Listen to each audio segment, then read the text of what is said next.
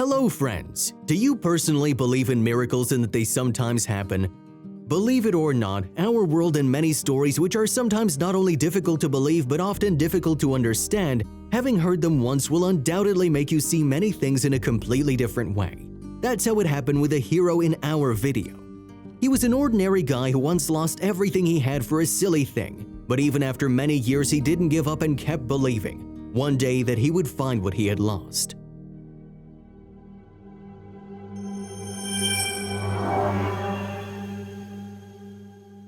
Erwin was an ordinary 5-year-old boy who was born and raised in a small village in Indonesia. And although his family was not too wealthy, at the same time the boy was always surrounded by the warmth and care of his family. The mother and older brother worked hard for the family to not lack money. With the money they earned, they could afford what their neighbors could dream of with the money they earned. Erwin was a family favorite and he always got what he wanted. He believed the family should be respected and supported within the limits of what was possible. Erwin would also work hard to contribute to the family over the years. But one day, unfortunately, fate decreed otherwise. And now we will be transported back to 2007 because on an average day when all the adults were at work, 5-year-old Erwin went to the rental store to return the video game he'd taken with him. Of course, the boy was forbidden to do it alone, but the boy thought he would quickly run away, change the game, and no one would find out about his little secret. And by the way, it was a decision that changed his life abruptly for many years. So what happened in 2007? While little Erwin was already approaching the video game rental store, he was kidnapped by a street artist. The man knew he had to act quickly and together with a boy, he climbed into the carriage of the first train that arrived. It's hard to imagine what the little boy felt when the train was taking him in an unknown direction and without his relatives, but with a stranger who was not very good. Then it seemed like the train had been traveling for an eternity. The trip took more than 20 hours before Erwin and the man got off the train in some random unknown city, and then he realized it was the city of Bogor. Jahan was the name of the street artist who kidnapped Erwin and found a small room for them that was far from cozy and unclean. The bustling metropolis differed significantly from the village where little Erwin grew up. The boy was scared and didn't know what would happen next. Jahan sat me across from him and started talking calmly. He told me I would never return to my family, that I needed to forget everything I lived through before, Erwin later recalled. From that very moment, the 5-year-old started a new life.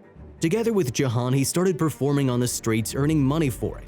Yes, the earnings were not much, but enough for food and to pay for uncomfortable housing. And after a while, Erwin and Jahan even became friends.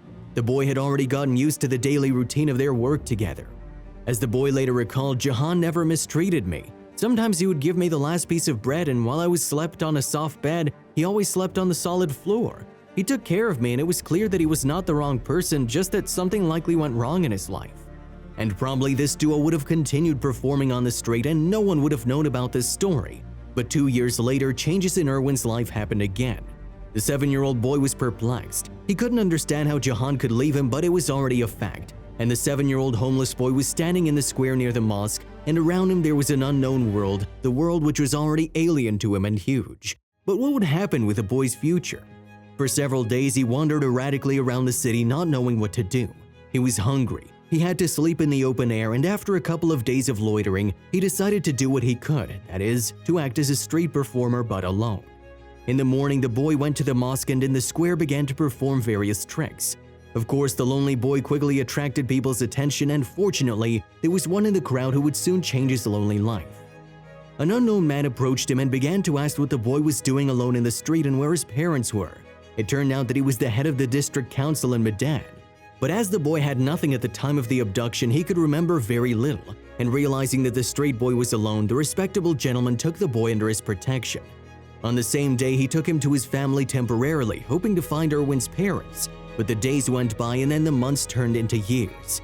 I felt very well in the new family and I didn't know what poverty was. They loved me very much there.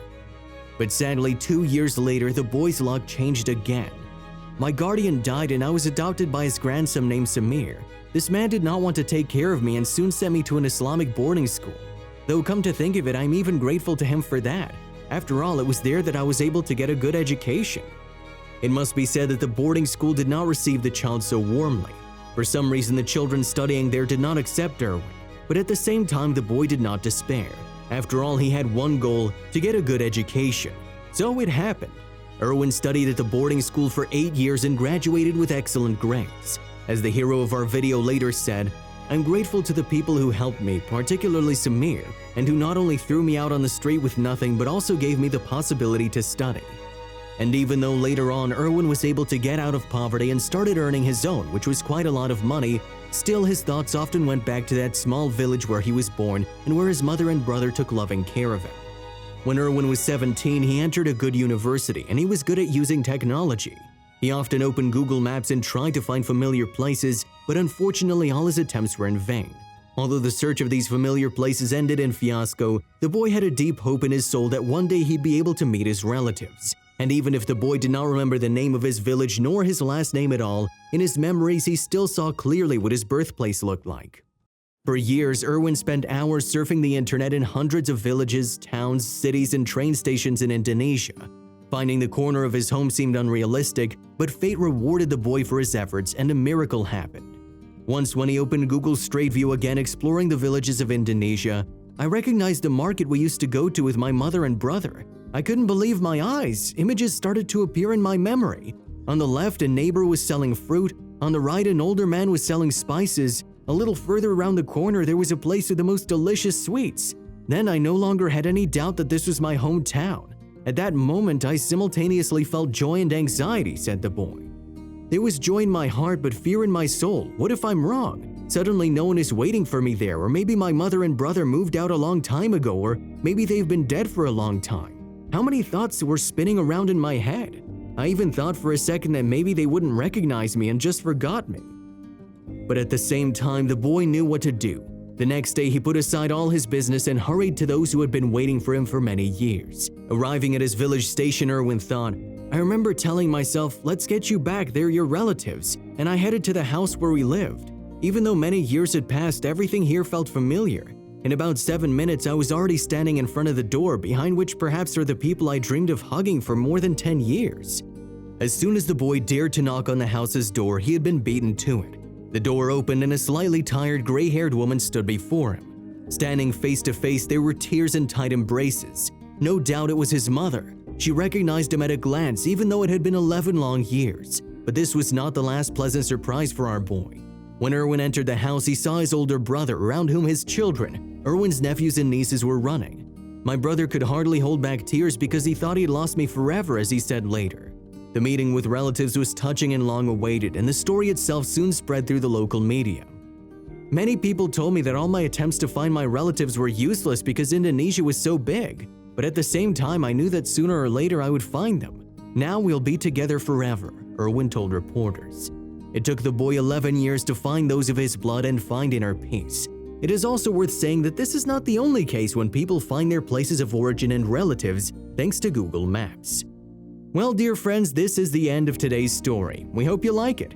If you like this story, give us a like and leave us your valuable feedback. If you haven't subscribed already, we invite you to do so and click on the notification bell so you'll always be notified when we publish new, shocking stories like this one. See you next time.